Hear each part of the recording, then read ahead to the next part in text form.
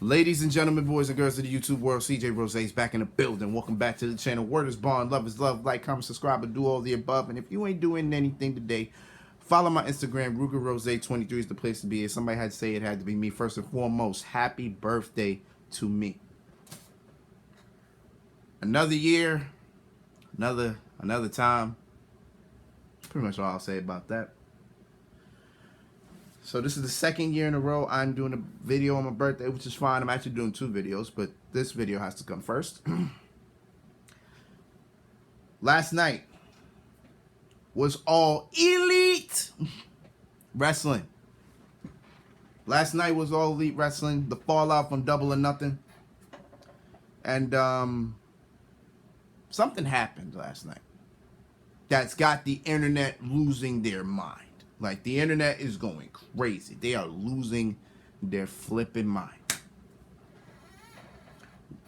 Because of one, Maxwell Jacob Freeman, Mr. MJF. This past Sunday, he got murdered by Wardlow. And the fact that he took 10 power bombs, got rolled out on a stretcher, and for some damn reason, that man is walking perfectly fine after that, and appears on the next episode of Dynamite. Is actually really, that made it more strange. That right there made it strange, because everybody made it seem like, okay, MJF gonna be gone for a minute, because you don't get powerbombed 10 times and then just come back on TV and just walk and talk like everything is fine. So now it's like, okay, what's going on here? Then he got serious. Serious as in, this is Maxwell Freeman talking. I didn't know Maxwell Freeman was his actual name. I didn't know he used his actual name, but I digress. I digress. And then after that, he started going bow, bow, bow, bow, bow, bow, bow, shots everywhere. Like, my man was on fire. My man was just cooking. He went off on Tony. And it was yeah, it was ugly. Like it was very ugly. Like, it was one of probably the best promos of the year, but it was still ugly to watch. Like, that was ugly to hear that we've gotten this far to where it's like, damn, that's how we doing? So pretty much I can't say the word. Pretty much the whole thing of the MJF promo was him pretty much saying pretty much how he hates Tony in a sense, because he like, this legit seems like, this sounds like real heat. Like, it's like he hates Tony. Like, he doesn't want to be here no more. Like, he does not want to be in AEW anymore, because he wants more money. That's literally what he wants. He wants more money. He pretty much said that he has worked his ass off to be able to get more money.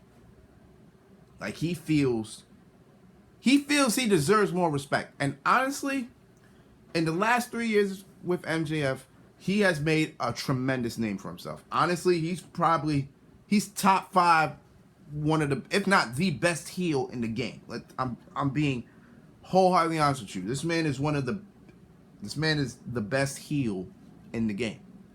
That I'll give him. That I will wholeheartedly give him. But for him wanting more money, I don't know. I mean, no, I can't even say I don't know. MJF does deserve money. He does deserve the money. I think he deserves respect. I think he deserves all that. But how he's going about it is the wrong way to go. But then you really sit here and think about it. Well, the boy is 26, right? So he don't really know that. He doesn't know the business that fully well to know that what you're doing is not the right way to go, or how you want what you want. That's not the way you act. Like, I can only imagine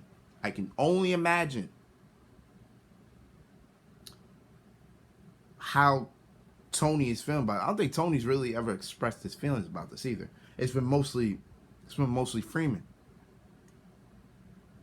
And then he he went on to say, well, before I even get there, he went on to say before this was it was all friends wrestling, because this company is pretty much built by Chris Jericho, Cody Rhodes, the Young Bucks, and Kenny Omega.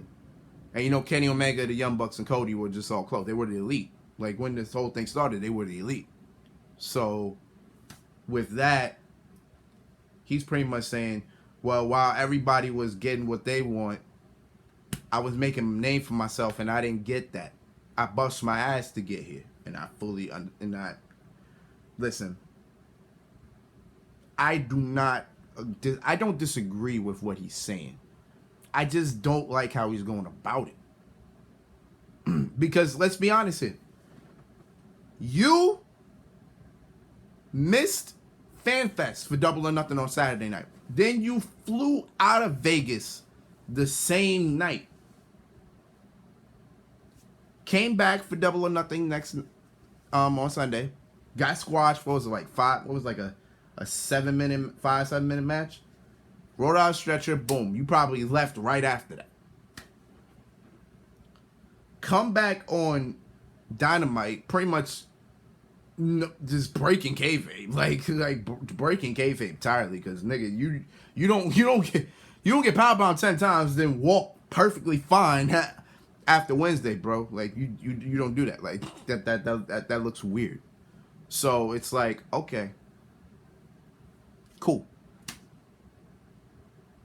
Then he says the line.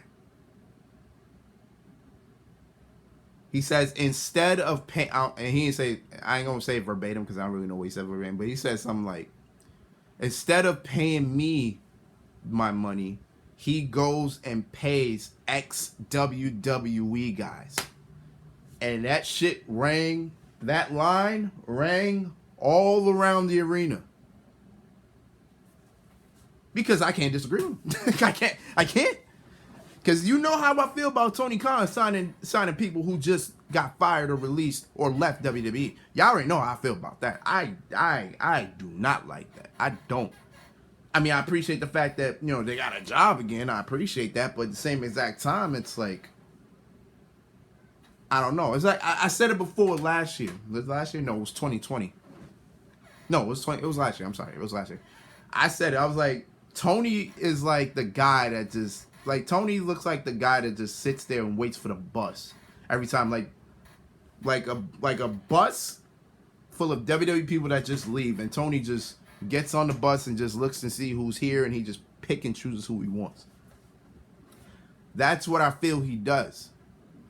And honestly, if you look at it, look at many new additions they have that just literally left WWE. Literally, I can't even say half. It's not half, but it's a damn good amount. It's a very good amount. And don't get me wrong, I'm not mad at Tony for doing that. I'm glad he did it. But at the same time, it's like, look at what your roster is doing. Because now look at this. This is exactly what MJF is talking about. You pay all these guys to come in, but yet MJF ain't getting his money. That's pretty much what he's saying. He feels he's better than everybody that's coming. Do I agree with that? Well, you know what? I'm half and half on that. Cause I think MJF is. I think as of right now, MJF is better than everybody that's coming to WWE. Except maybe CM Punk, Bryan Danielson, Adam Cole. Maybe just those three. Maybe those are the three exceptions. But other than that, everybody else that's come in, MJF is light years better than them. Wholeheartedly. Right now, MJF's ticket is much bigger than they are. And that's a fact. That's a fact. But if you want more money, if you want to be respected, bro, you gotta show it. Because you don't come like. I get what he's saying. I fully understand what he's saying. He wants respect. He wants more money. I get that. But this is not how you go about it, bro. And then he wants to end the whole thing before they cut him off, actually. He says, Tony, I want you to fire me because I don't want to work here anymore. Bro.